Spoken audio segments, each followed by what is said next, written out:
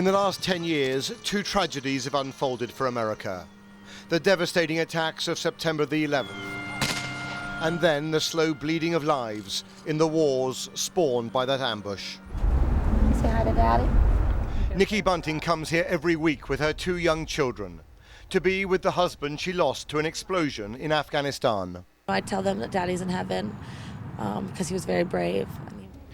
She comes here to the cemetery to reflect on her loss, but more often to think of the sacrifices made by Connor and Cooper, the children who will never know their father.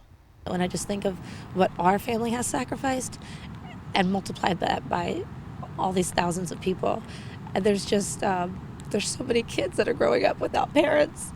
There's so many parents that are growing up without their kids, and that's just, it's so sad. It's just such a travesty.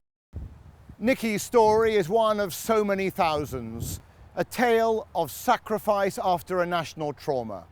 So much of it captured here in section 60 of the National Cemetery, often known as the saddest acre in America. This is America's hallowed ground, where many of those who have died in Iraq and Afghanistan are buried.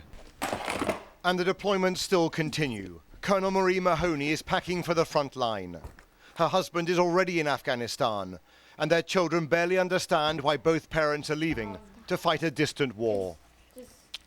I think it will be difficult. I know that I'll miss the children terribly. But are these sacrifices worthwhile? John Petro buried his grandson after an Afghan ambush.